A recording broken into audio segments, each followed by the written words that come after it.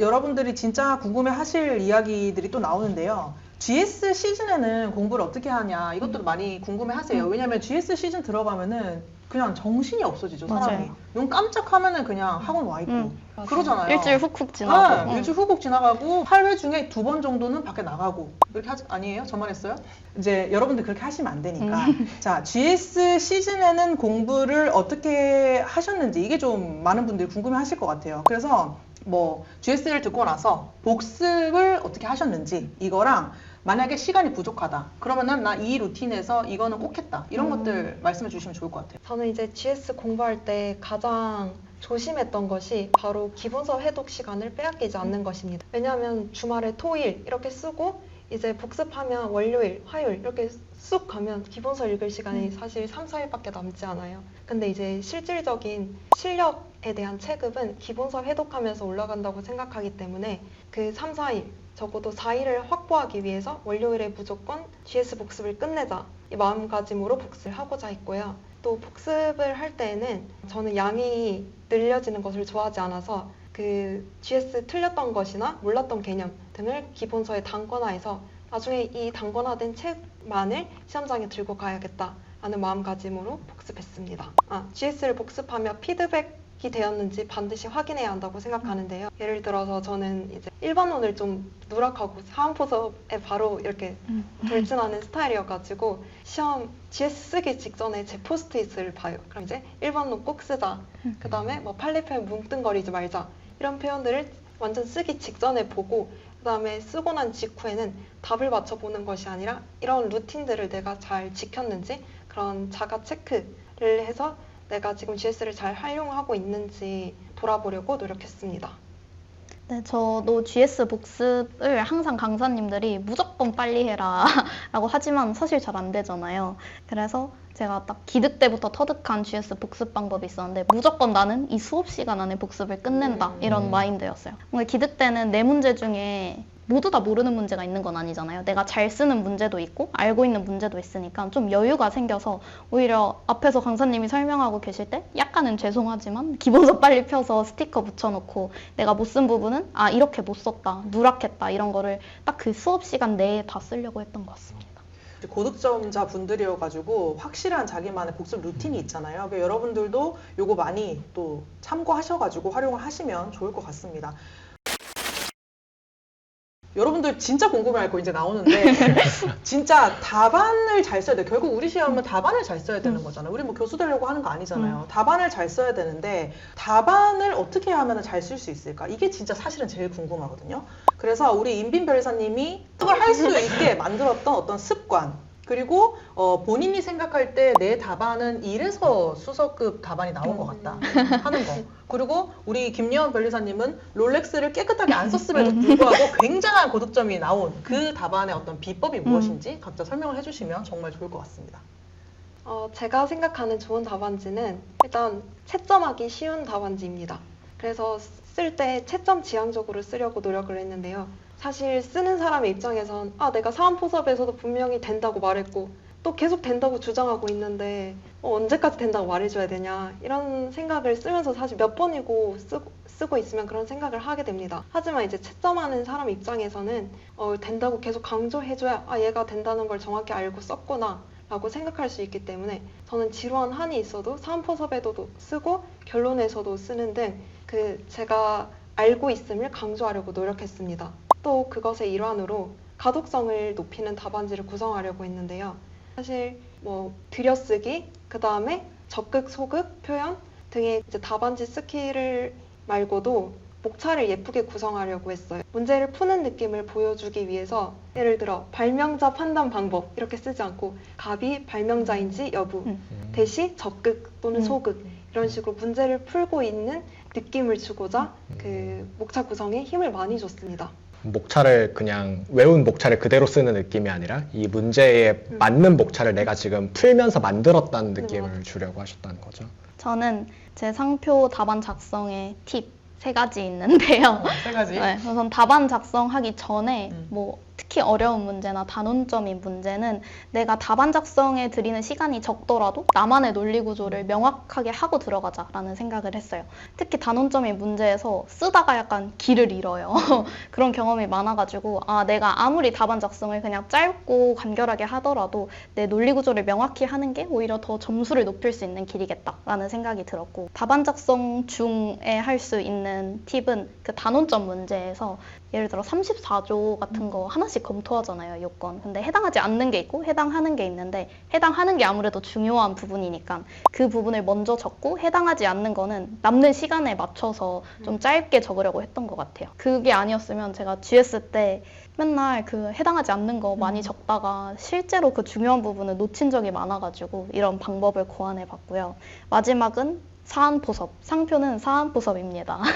그래서 무조건 사안포섭은 판례의 논리대로 그대로 적으려고 했고, 판례 문구에서 사용한 뭔가 단어나 용어가 있으면 그대로 사용하려고 했고, 그리고 뭐 순서, 매기기, 답안 쪼개기 이런 것들을 많이 활용했어요. 지금 여기 대본에 강사가 말하는 고득점 답안 특징을 말해달라고 지금 적혀 있어요. 근데 그냥 우리 영혼이 여기 계속 안 있으면 사실 더 붙일 말이 없어요. 사실 항상 저희가 수업 시간에 많이 하는 이야기들을 진짜 고득점자 분들께서 그대로 해주고 계시는데, 그냥 제가 간단하게만 썰 하나만 붙이자면, 저도 이제 전해 들은 이야기인데, 이제 그 올해 합격자분들이 시험장 그 답안지 열람을 하고 오셨는데, 우리 문제 1번 광청김 문제에서 자기 답안지에 원래 사실은 그 쓴 답안지에 표시가 안 되어 있는 게 맞는데, 이제 가끔씩 채점하시면서 이제 표시를 하는 이제 상황이 생기잖아요.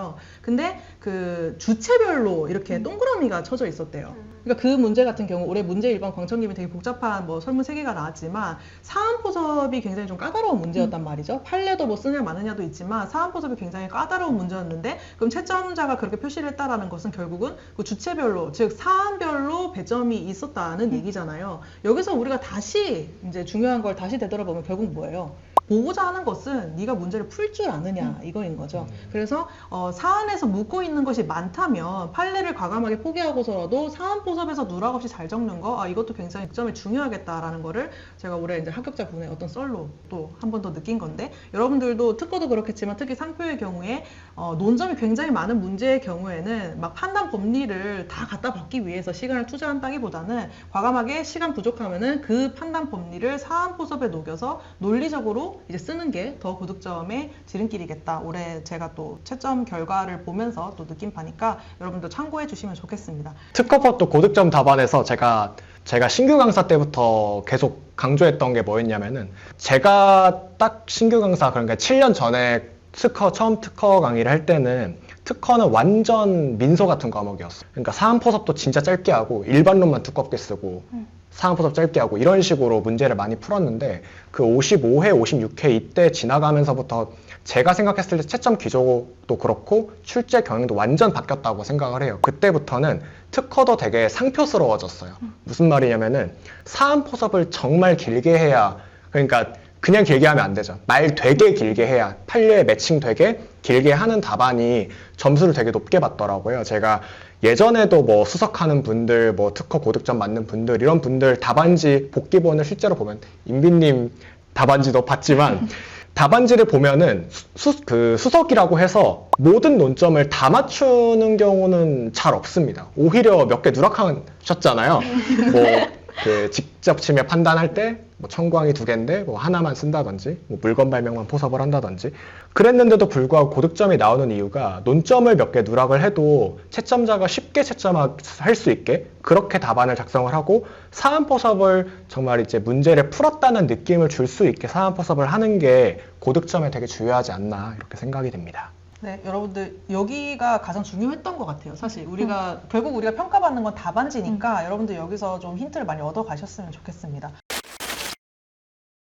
자, 우리 그 다음에 생각해 볼 거는, 이제 열심히 우리가 지금 GS 시즌 달려왔어요. GS 시즌 달려오면 결국은 뭐예요? 우리한테 가장 중요한 건 마지막 한 달이죠. 정말 찌는 더위에 그냥 누워서 자고 싶고 그냥 다 때려치고 싶고, 우리 7월이 되면 그러잖아요. 너무 힘들어 죽겠는데 그 기간을 어떻게 보내느냐가 사실 우리 당락을 결정짓는다고 이야기를 하잖아요. 자, 두 분 변리사님들께서 과목별로 마지막 30일 동안 본인들이 하신 어떤 전략이라든지 또는 7월에는 사실 우리 GS가 없기 때문에 문제풀이 감이 떨어질 수밖에 없거든요. 이때 어떻게 감을 유지하셨는지, 그리고 마지막으로는 시험 전날에 절대 이건 하지 마라 이런 거 있으시면은 말씀해 주시면 좋을 것 같아요. 전 일단 제 모든 수험 기간을 합쳐서 이 7월 달이 가장 힘들었어요. 말씀하신 대로 엄청 덥기도 하고 이제 양도 너무 많고 내가 이걸 잘 해내고 있는지도 모르겠고 근데 시간은 당장 한 달 남았고 남들은 완성됐다고 하는데 나는 언제 완성되지?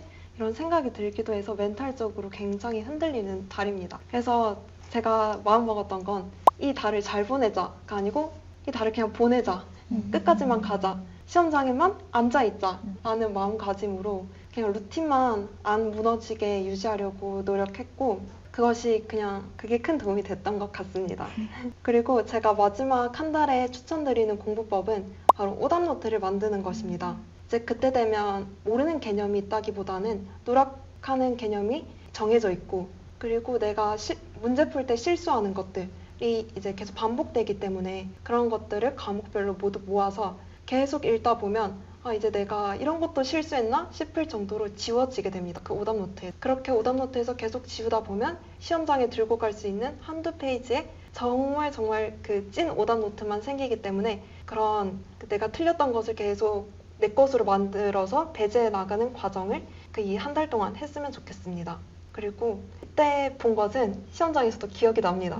그래서 이 한 달을 절대 포기하지 마시고 중요하다고 모두가 강조하시는 그런 S급 논점에 집중해서 달달달달 외우도록 노력하시면 실제 시험장에서도 이거 방금 봤던 건데 이거 저번 주에 봤던 건데 이런 식으로 쓰는 그런 경험을 저도 했고 하실 수 있을 겁니다. 네, 저는 마지막 30일 딱 7월 진입할 때 저만의 최종 정리 자료를 만들었던 게 되게 추천하고 싶은 방법인데 우선 하게 된 이유는 기본서를 계속 보게 되면 지루해요. 그리고 너무 눈에 익으니까 아는 것 같은데 하면서 넘기게 되어서 이런 거를 또 방지하고자 최종 정리 자료를 만들었는데 특허 같은 경우는 탑 10 판례나 최신 판례 위주로 정리를 했었고 상표도 그 6개년 최신 판례 자료를 중심으로 만들었는데 그 자료에는 지금까지 GS 들었던 거를 단권화하고 그다음에 내가 이게 실제로 이 판례가 나오면 나는 이 답안지 형식으로 가야겠다 하는 그 답안지 구성을 미리 좀 고민해 보면서 오히려 그러니까 문제풀이 감각도 떨어지지 않고 계속 답안을 내가 어떻게 쓸까를 계속 고민할 수 있었던 것 같습니다.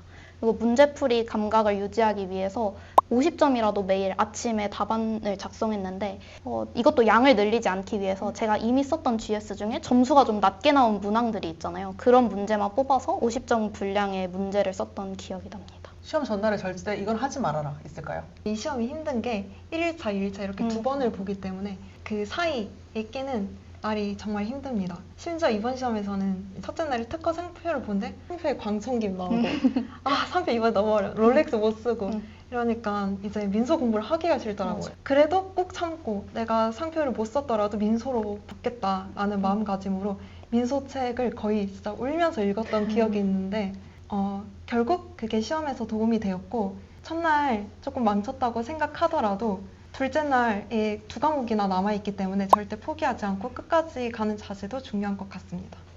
저는 아까 말했던 것처럼 꼭 핸드폰 충전하고 늦게 자지 않기 이게 되게 중요한 것 같고 양 늘리지 않으면 좋은 것 같아요. 뭔가 약간 조급해서 괜히 이 판례 다들 봤다는데 나만 안 봤나 하면서 찾아보게 되잖아요. 그러면 애매하게 기억이 남아서 오히려 틀리는 경우가 있더라고요. 실제 이번 62회 민소에서 최신 판례가 나왔는데 제가 애매하게 기억을 해서 답을 반대로 적어가지고 양을 늘리지 말고 오히려 내가 아는 거를 확실하게 쓰자. 이게 좋은 것 같습니다.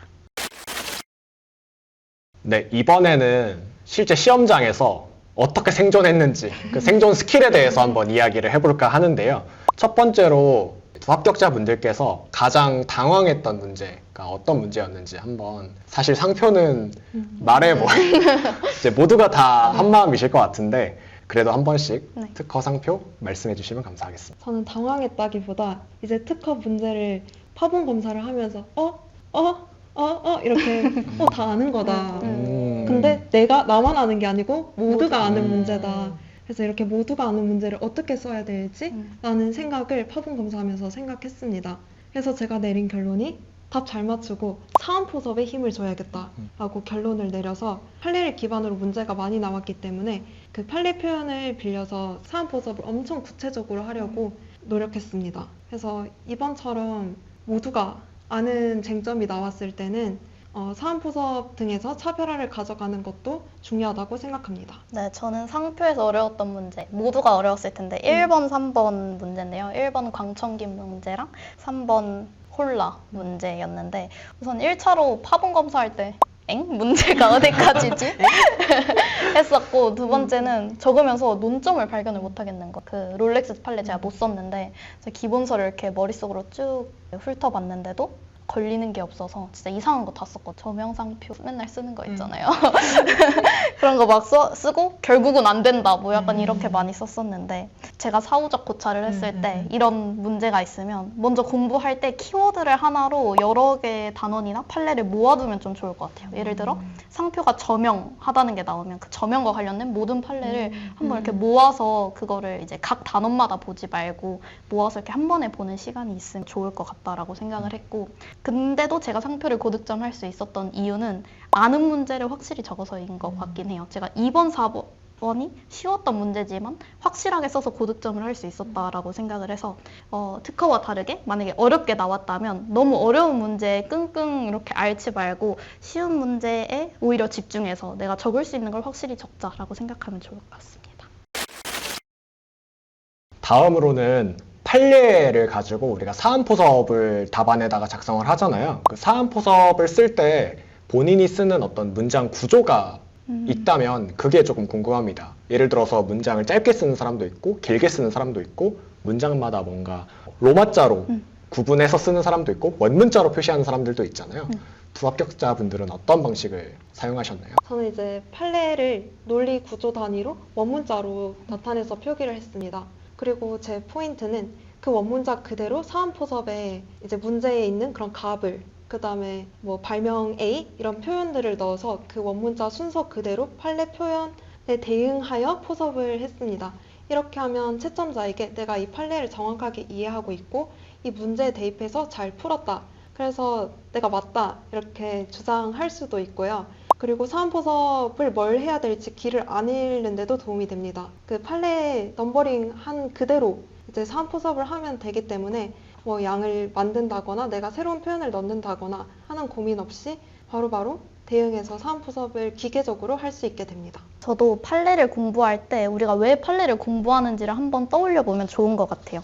우선 우리가 판례를 그냥 답안지에 적기 위해서만 외우는 게 아니라 이걸 사안포섭을 통해서 내가 이 문제를 해결하려고 외우는 거잖아요. 그래서 이걸 외울 때 그냥 나는 이걸 적으려고 외우는 거야 라고 생각하기보다는 내가 이 문제를 풀기 위해서 외우는 거기 때문에 그 논리 구조가 명확하게 딱 드러나는 게 좋은 것 같고 저도 임별리사님처럼 똑같이 그 판례를 명확하게 적고 그 논리 구조에 따라서 그 동그라미 1, 동그라미 2 매겨가면서 사안포섭을 했었습니다. 너무 좋은 정보를 많이 알려주셔가지고 제가 수험생이었으면 이런 이야기 듣고 정말 도움 많이 받고 이걸 가지고 답안지를 많이 고쳤을 것 같아요. 근데 저도 진짜 동의를 해요. 특히 그 상표 같은 경우에 사안포섭을 길게 하시는 분들 그리고 길게 하지만은 중언부언하지 않고 논리적으로 하시는 분들의 특징이 원문자를 많이 활용한다는 거예요. 우리 뭐 아까 한수진 변호사님 언급하셨던 로마자를 쓸 수도 있고 원문자를 쓸 수도 있는데 뭘 써야 점수를 더 잘 준다는 당연히 말이 안 되는 거고 그냥 채점자가 발견하기 편한 거는 아무래도 로마자보다는 원문자잖아요. 그러니까 원문자를 길게 써서 포섭을 하기에는 이제 그것만 한 게 없죠. 그리고 답안지를 딱 봤을 때도 잘 보여요. 그냥 숫자가 이렇게 동그라미 원이 많으면 얘 사안포섭 되게 잘했을 것 같다 하는 느낌이 들기 때문에 여러분들도 포섭하실 때 원문자 많이 활용하시는 거 추천드립니다. 다음으로는 올해 답안을 쓰고 합격을 하셨잖아요. 올해 쓰신 답안에서 당연히 이제 합격을 하셨기 때문에 당연히 만족하시겠지만 만족한 부분도 있으실 거고 만족하지 못한 부분도 있으실 것 같아요. 어떤 부분은 만족을 하시고 어떤 부분은 만족하지 못하셨는지 궁금합니다. 변리사님 그 강의 들을 때도 항상 강조하신 게 뭐 발명이 여러 개 나오면 꼭 체크를 해라. 성광 여러 개 나오면 체크해라. 이런 식으로 말씀해 주셨고 이번에 1번 문제에서도 물건 발명, 방법 발명 2개 나왔잖아요. 실제 시험지에도 이렇게 2개 그래서 둘 다라고까지 표기를 해놨어요. 근데 이제 시험 첫 시간이고 첫 문제고 너무 정신이 없다 보니까 결국 방법 발명은 누락했는데 이게 좀 아쉽고 실제 그 오답노트에서도 방법 설명 누락하지 말자고 엄청 적었는데 그게 떨리다 보니까 그게 반영이 안 된 것 같아서 아쉽긴 하지만 그래도 다행이에요. 저는 지난주 딱 금요일에 답안지 열람을 하러 갔다 왔는데 사실 열람하기 전까진 제가 진짜 잘 쓴 줄 알았어요. 그래서 점수 보면서 왜 이 점수밖에 안 나왔을까? 더 높았을 수 있을 것 같은데 라고 생각을 했는데 막상 답안지를 열람해 보니까 아쉬운 점이 훨씬 많이 보이더라고요. 그리고 민소는 좀 강약 조절이 부족해서 안 써야 될 내용을 엄청 많이 쓴 경우도 있었고 커는 제가 막 반대로 막 적었어요. 막 128조 손해배상 청구 안 되는데 된다. 그리고 GS 때는 잘 적었는데 약간 시험장에 뭐에 홀린 듯이 약간 이상하게 적은 점도 있었고 상표도 롤렉스 쓸 걸 왜 안 써서 사안포섭도 제가 되게 저는 길게 잘 하는 편이라고 자부를 하면서 들어갔는데도 사안포섭이 되게 짧고 아쉽더라고요. 그래서 다시 만약에 제가 쓴다면 상표 사안포섭이나 특허도 사안을 좀 더 길게 적지 않을까 생각을 합니다. 그리고 시험장에서 초인적인 힘이 생긴다 이런 말을 엄청 많이 듣잖아요. 그래서 실제로 그 초인적인 힘을 진짜 간절히 바라면서 시험에 들어갔어요. 나한테도 그 초인적 힘이 생기면 좋겠다 하면서 실제로 그 GS 쓸 때는 거의 20장을 넘긴 적이 없었는데 이번 시험에서는 25장을 썼어요.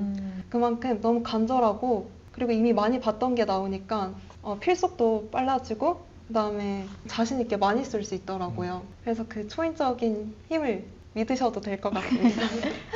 저도 약간 양 관련돼서 하고 싶은 말이 있는데 저도 24장, 23장, 22장, 24장 이렇게 다 2권을 넘겨서 썼는데 뭔가 보면서 그냥 내가 다시 쓴다면 그냥 한 권 내에서 끝내고 오히려 글씨에 좀 더 초점을 두고 좀 간결하고 명확하게 쓰는 게 낫지 않았을까 하는 생각이 들어요. 약간 저도 글씨를 또 되게 잘 쓴다 생각을 했는데 막상 보니까 이걸 읽는다고? 이렇게 싶어서 약간 교수님께 죄송했던 기억이 있습니다. 다음으로는 수업 루틴 그리고 멘탈 관리인데요. 사실 우리가 과목이 4개라고 하지만 건강도 하나의 과목이라고 볼 수가 있는데 그 건강이나 이런 수험 생활 동안에 이런 루틴을 어떻게 관리했는지가 궁금합니다. 그래서 두 합격자분들이 하루에 몇 시에 일어나서 몇 시에 잠들었는지 그 시간표를 한번 공유해 주시면 좋을 것 같습니다. 저는 기드 때부터 이제 운동을 시작했는데 아침 운동을 너무 운동을 안 하니까 죽겠더라고요. 몸이 너무 아프고 힘들어서 운동을 시작했고 그래서 9시에 도서관에 도착하는 거였는데 그 전에 7시에 운동을 가서 운동을 한 1시간 정도 하고 도서관에 가서 학교 도서관에서 공부를 했는데 딱 가자마자 아침에 되게 공부하기 싫잖아요. 그래서 그런 걸 좀 방지하고자 스터디원이랑 같이 우리 답안 작성을 하자 해서 기출 답안 작성하는 스터디를 아침에 배치를 했고 그리고 저는 민소가 제일 어렵고 하기 싫었어가지고 민소를 좀 오전에 배치해서 끝내버리자. 그리고 좋아하는 상표를 밥 먹고 좀 졸릴 때쯤 했고 그 뒤로는 특허랑 선택 과목을 했던 것 같습니다. 그리고 잠은 되게 늦게 잤어요. 집에 가서 공부는 안 하고 맨날 유튜브 보다가 되게 늦게 자서 약간 스터디원들도 너 그렇게 자서 공부가 되냐라고 할 정도로 좀 잠을 적게 자고 유흥까지는 아니지만 좀 도파민을 좀 챙겼습니다. 그럼 하루에 평균 몇 시간 정도 주무신 건가요? 저 한 5-6시간 같아요. 근데 대신 주말에 좀 몰아서 잤습니다. MBTI가 완전 대문자 피어가지고 이런 루틴이랑 좀 먼 사람이에요, 평소에도.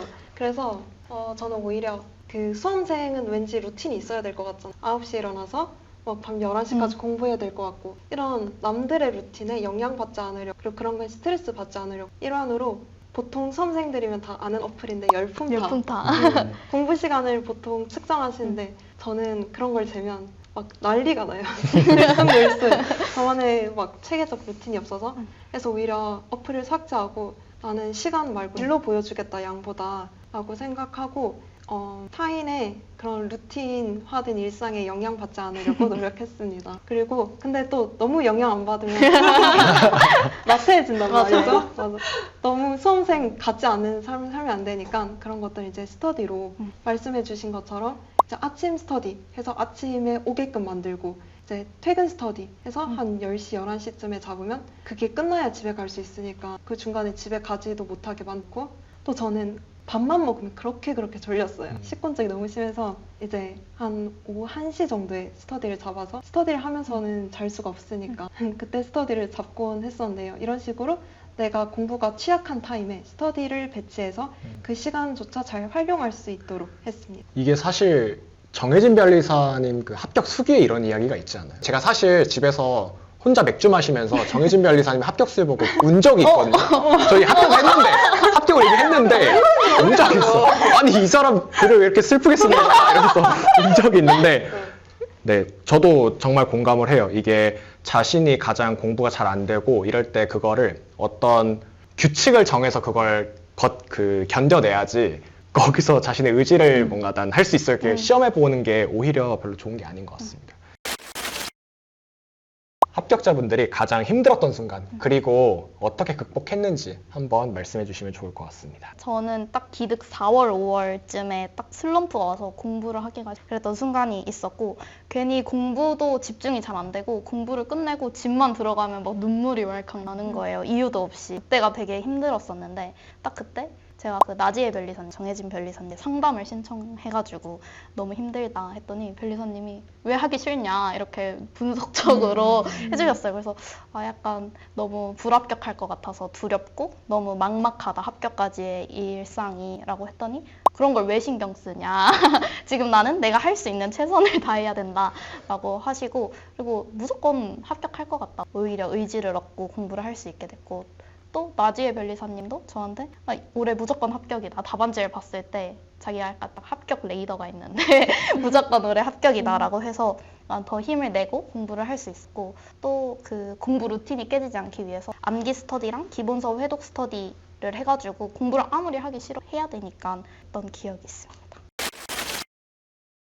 그럼 이제 마지막으로 이걸 이제 보고 계신 수험생 분들께 하고 싶은 말이 있을 것 같아요. 저도 수험생 때 이런 합격 수기 같은 걸 많이 찾아보면서 눈물이 막 뚝뚝 떨어졌던 운 적이 있는데 이걸 보고 계신 수험생 분들께 꼭 해주고 싶은 말 한마디씩. 지금 딱 이 시기에 만약에 동영상이 업로드되는 시기에 보고 계신다면 좀 목표를 크게 잡아라 라고 이야기를 하고 싶어요. 저는 뭔가 동차 때는 좀 운에 기대는 시기인 것 같고 기득 때는 실력에 기대는 시기라고 생각을 하거든요. 그래서 내가 아무리 시험장에서 사소한 실수를 몇 개 하더라도 나는 무조건 합격할 수 있는 실력으로 만들겠다가 제 기득 때의 목표였어요. 딱 이 시기에는 나 무조건 수석하겠다 이런 마음을 가졌었는데 그래서 합격을 할 수 있지 않았나 여러 실수가 있었음에도 라고 생각해서 목표를 크게 가지셨으면 좋겠습니다. 사실 공부하면서 가장 힘든 게 주위랑 비교를 하는 거예요. 이제 친구들은 취업하기 시작하고 돈 벌고 이제 결혼도 하는 친구들 좀 생기는데 나는 지금 독서실에서 매일 나와가지고 아침부터 저녁까지 책만 보고 있는 게 굉장히 그게 비참하게 느껴질 수 있단 말이죠. 근데 저는 그럴 때마다 나는 오히려 꿈을 향해 진짜 한 발짝 더 나가고 있고 나중에는 내가 더 대단한 사람이 될 거야 라고 그냥 저만 스스로를 믿고 계속 달렸던 게 멘탈적인 부분에도 도움이 됐습니다. 그래서 이걸 보고 계시는 수험생분들 정말 그 꿈을 향한 길에 대한 자신의 도전을 폄하하지 마시고 정말 대단한 도전이니까 용기 있게 가셨으면 좋겠습니다. 그러면 마지막으로 이 영상을 빌려서 가장 감사한 분들께 사실 시간이 지나가 보면 되게 추억이 될 수 있잖아요. 감사한 분들께 영상 편지 한 번씩 부탁드립니다. 당연히 가장 먼저 생각나는 우리 가족들 엄마, 아빠, 동생 항상 믿어주고 응원해줘서 이 자리에 있을 수 있다고 생각하고 제가 못해먹겠다, 나 못하겠다 이렇게 말할 때도 항상 응원해주셔서 너무 감사하고 사랑합니다. 이 자리에 있게 된 게 저의 능력만으로 온 건 아니라고 생각하기 때문에 도와주신 이제 강사님들 비롯해 너무 감사드리고 또 같이 공부한 친구들이 저한테는 정말 도움이 많이 됐는데요. 같이 공부해준 스터디원들에게도 너무 고맙다고 말해주고 싶습니다. 화이팅!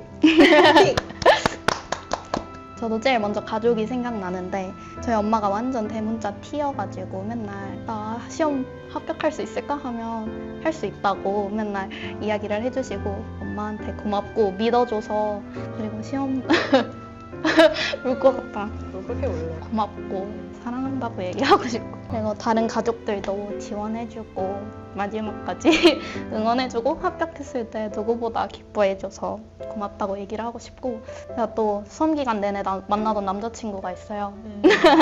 네, 힘들 때 맨날 투정도 부리고 고민 상담도 했었는데 잘 받아줘서 고맙고 그리고 합격했을 때 누구보다 기뻐해줘서 고맙다고 이야기를 하고 싶고, 네, 저랑 관정 8층에서 같이 스터디하던 우리 스터디원분들 많이 합격해서 저도 좋고 뭔가 연수원 가서 재밌게 놀았으면 좋겠습니다. 사실 제가 7년 동안 강의하면서 합격자 인터뷰를 이렇게 영상으로 찍은 거는 처음이에요. 근데 합격자분들이랑 이렇게 수험 기간에 대해서 깊게 이렇게 대화를 해본 기회가 그렇게 흔치 않았던 것 같은데, 저도 이번 기회에 이렇게 많이 알게 돼서 더 다음에 강의할 때도 좀 더 구체적으로 좀 전달을 더 많이 해드릴 수 있을 것 같습니다. 저도 사실 굉장히 감회가 남달라요. 왜냐면은 저는 60회 합격했을 때 이 자리에서 저는 합격자로서 인터뷰를 했었거든요. 이제 강의를 시작하니까 인터뷰를 하고, 이제 올해는 또 이렇게 강사로서 이렇게 인터뷰를 하니까 굉장히 이제 감회가 새롭고, 제가 합격한 지 한선주 변호사님 오래되셨지만 저 얼마 안 됐는데도 사실 까먹거든요. 이게 1년 지나면 까먹는데, 그래도 이제 영광스럽게도 이렇게 합격자 분들 덕분에 다시 한번 그때의 감정을 느끼게 돼서 감사하다, 이 삶이 정말 감사하다 이런 걸 느끼게 돼서 정말 좋고, 이 영상을 보고 계시는 여러분들, 저희 영상이 꽤 길어요. 오늘 대화 중에 너무 좋은 이야기가 많이 나와가지고 이거 날리지 말고 꼭 다 내보내주세요. 지금 이렇게 부탁을 드리는 중인데, 여기까지 여러분들이 다 보셨으면은 여러분들 합격합니다. 63회. 왜? 여러분들은 이 쇼츠로 절여진 세상에서 이 긴 영상을 볼 수 있는 능력을 가지신 분들이에요, 여러분. 그 집중력으로 이제 지금 B시즌 그리고 시즌에 열심히 몰입하셔가지고 공부하신다면은 내년에 무조건 합격합니다. 오늘 이 웃음과 감동까지 다 잡는 이 인터뷰 영상 끝까지 시청해 주시느라 정말 수고 많으셨고, 여러분들이 이제 다가오는 2026년에 반드시 우리 변리사님들처럼 합격을 거머쥐고 이 자리에서 인터뷰를 같이 하실 수 있었으면 좋겠습니다. 내년에 저희 둘이 이렇게 앉아있고 보시는 분들이 이 이제 자리에. 내년에 여기 앉아 계신 거예요. 그렇게 해서 또 영상 찍으면 너무 또 재밌을 것 같습니다. 네. 네, 그러면은 오늘 영상은 여기까지 찍고 마무리하는 것으로 하고요. 시청해주셔서 감사합니다. 안녕.